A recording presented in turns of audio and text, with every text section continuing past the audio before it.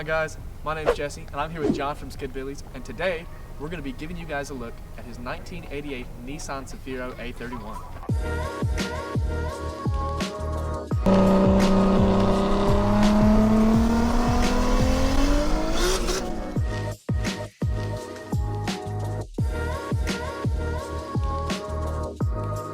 All right, John, why don't you walk us through this? All right, so to begin with, this is a Nissan Cefiro, as you mentioned. It came factory with an RB20 in it. This one actually came with an RB25 and an ugly, absolutely horrendous R32 front end that was sheet metal on it, or sheet metal screwed on it, if you will. And it took me forever to actually get a quality front end. But here's my drift sled. So, speaking of that, I see the body kit on there, man. I can't imagine there's a whole lot of aftermarket support for these. There is actually not. As you can see, these have all been through drifting and my lovely driving skill, which is, quality. These are carbon fiber over fenders that I kind of molded together. There's like D-Max replicas of these. I just went ahead and made the actual over fenders and then made the mold for it, and then made a full carbon fiber fender for this. So now I have the option to make them as well. So what about that front bumper? Did you make that too? Ooh, no, I did not. Actually, it has been remade several times. As you can see, there are a lot of deformities in it from my lovely trips to the pond. So what pond are you referring to? Mid Pond. That is a lovely track in like south of Birmingham, Alabama, Calera, if you will. Lovely track. If you ever get a chance to go there, definitely go talk to Ken. He's an amazing dude. Alrighty.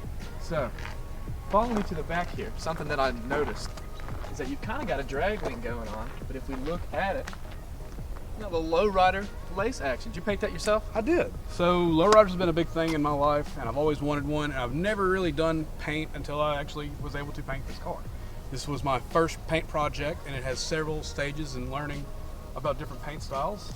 As you can see, lace, we've got the dragon scale, we've got actual stripe work, lace inlays, even the water drop effect is on it. You know, John, I think my grandmother has this same lace on her couch. I'm sure she does. So something that I saw back in the garage when we were getting this ready is, if you'll follow me. Also, a lovely set of Viennas on the car. It seemed like they've survived your drifting pretty well. They have. They've actually been beaten back around several times. How many times do you think you probably rebuilt a wheel on this car? Honestly, so the fronts, believe it or not, they are still factory welded SSR Viennas. If you have the option to look on the inside, however, they are not very round. They are more octagonal, if you will. They hold air.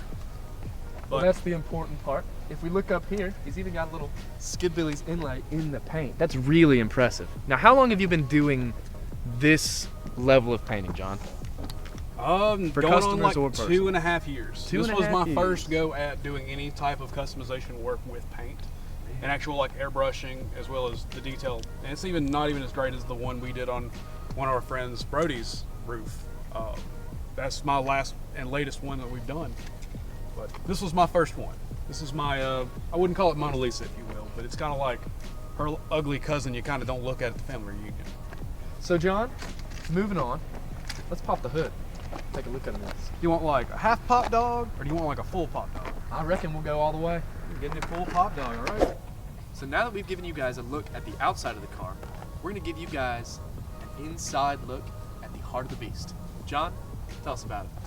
So for the engine, it is a factory RB26, ARP head studs, basic stuff, just supporting mods. It's got a T51R modded, 3076R, bi-pulsar, tile 44mm wastegate, injector dynamics 1050Xs. It's just a basic, fun RB26. It's got the short nose crank. No head drain, no nothing, no bells and whistles, if you will. So John, put that in terms for the simpleton.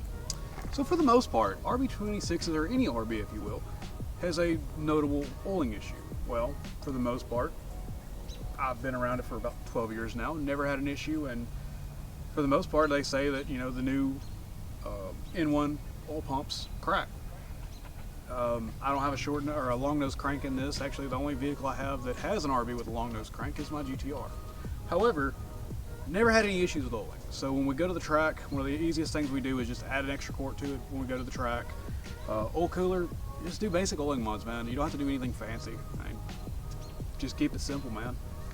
It's got a known stigma for having oiling issues. So John, if I were to buy a 1988 Nissan Cefiro A31 and mine came with an RB25 and I wanted to put an RB26 in it, what are 3 major components that Skidbillies can provide me? Well, for starters, it's always good to start with a fresh engine harness. For the most part, we always use wiring specialties, as well as you always want to have a good fueling system or any fuel system at all. For that, we usually go with Radium, and as well as partner with Injector Dynamics. They make both quality equipment. We usually pair those together with our builds. Now what, between those two, which have you got on this car right now? So right now, I'm actually running a Radium rail, the remote fuel pressure regulator, gauge kit, Injector Dynamics 1050X injectors, as well as a 10-gallon Radium cell with twin 525 pumps and a 340 lift pump. Now I can't imagine you're going through 10 gallons of fuel in a day of drifting. For the most part, most of our events that we go to, I will take about 30 gallons of fuel and I'll be out in a 2 to 3 day span. Goodness. Well, I couldn't have been more wrong. Now that we're done looking at the engine, why don't we take a look at the real inside of the car? So, as you see, we are now in the interior of the car. So, right now it has a 180SX digital climate control, NX1600 gauge setup in it, which is a hot boy status as well as a part shop max sensor readout. Really just basic stuff for a drift car, nothing fancy. I focus more on style and OG cool stuff. We've got the factory Nissan hamburger tray, as they call it, as well as you see our Elite 2000 Haltech.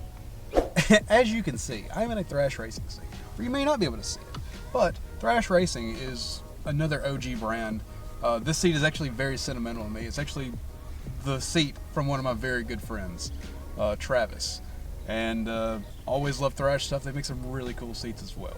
We've got Bridge Moto harnesses on this side, as well as G-Force Racing harnesses here. Again, nothing super fancy, nothing super crazy. NRG harness bar in the back, as well as our good friend Jesse.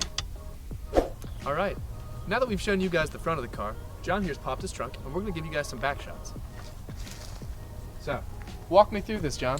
So this is a Radium 10-gallon cell. It is, like I said before, housing the two 525 pumps. So as you can see, this has a subwoofer in the back. Now, what is that subwoofer? It is a Memphis 10 with an OG amp. To any of you ball knowers out there, Memphis is a city in Tennessee. Furthermore, the blast pipes, you don't see those very often. They're also known as boom tubes. And for those who also do not know and who are also not old enough to know, these are OG boom tubes, produced by ISIS, now known as ISR. Okay, why don't you start her up and give us a listen.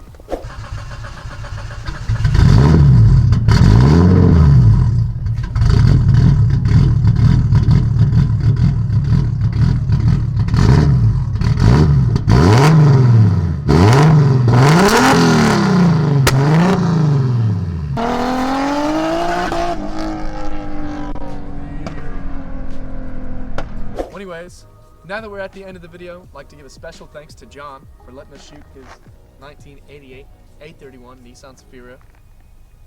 Thank you guys for having me. And we'll catch you guys in the next one. Do you care if I try? Hey, she's a girl. Look how she hates you. Like, it's because you have evil in your heart. Well, I you're don't. sat down so you don't look as big. So sometimes that's it. Yeah, she's getting. Do you want to meet this fella? Hello. He's a good girl. She just hates you. You look just like Bella.